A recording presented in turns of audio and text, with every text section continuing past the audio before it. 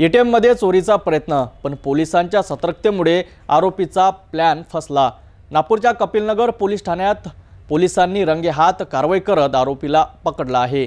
या घटनेत पुन्हा एकदा स्पष्ट केलं की पोलिसांची दक्षता गुन्हेगारांसाठी डोकेदुखी ठरत आहे। कपिलनगर पोलीस ठाण्याचे पोलीस निरीक्षक सतीश आडे यांनी दिलेल्या माहितीनुसार एटीएम मध्ये चोरी करण्याचा प्रयत्न करणाऱ्या आरोपीला पोलिसांनी रंगेहात पकडलं। एटीएम मशीन मध्ये घुसून चोरी करण्याचा आरोपीचा डाव पोलिसांच्या दक्षतेमुळे फसला। या प्रकरणी तातडीने गुन्हा नोंदविण्यात आला असून आरोपीला पोलिसांनी ताब्यात घेऊन चौकशी सुरू केली आहे। या चौकशीमध्ये आरोपीचा इतर एटीएम चोऱ्यांमध्ये सहभाग आहे का याचा तपास सुरू आहे। या संपूर्ण कारवाईबद्दलची अधिकृत माहिती पोलीस निरीक्षक सतीश आडे यांनी दिली। या घटनेमुळे परिसरात एकच खळबळ उडाली असून नागरिकांमध्ये समाधान व्यक्त होत आहे की वेळेवर झालेल्या पोलीस कारवाईमुळे मोठा अनर्थ टळला। जय हिंद। काल रात्री ऑटोमॅटिक चौक येथील एसबीआय एटीएम मध्ये एक संशयित इसम आतमध्ये घुसला आणि त्यांनी एटीएम मशीन सोबत छेडखानी करण्याचा प्रयत्न केला।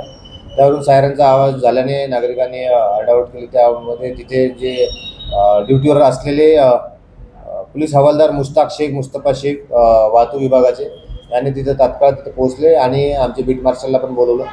त्या सगळ्यांनी त्याला ताब्यात घेतलं। त्याचं नाव आहे चेतन चंदूजी उईके, वय 25 वर्ष, राहणार नादराष्ट्रा, पोलीस स्टेशन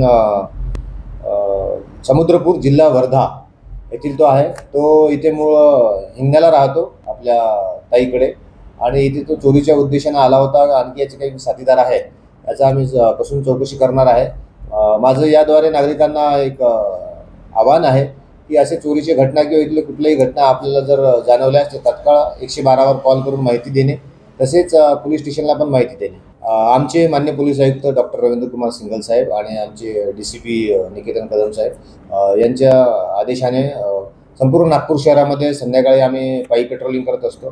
सोबतच पोलीस दीदी, पोलीस काका हे नवीन उपक्रम जेणेकरून नागरिकांना पोलिसांची जेवढी मदत लागेल त्या संदर्भाने, त्या अनुषंगाने ते नागरिक पोलिसांसोबत संपर्क करू शकतात। त्यामध्येच आमचे 112 नंबर आहे इमर्जन्सीसाठी। कुठली काही मदत लागली तर आम्ही त्वरित तिथे पोहोचतो आणि नागरिकांच्या सुविधेसाठी आम्ही तिथं हजर असतो।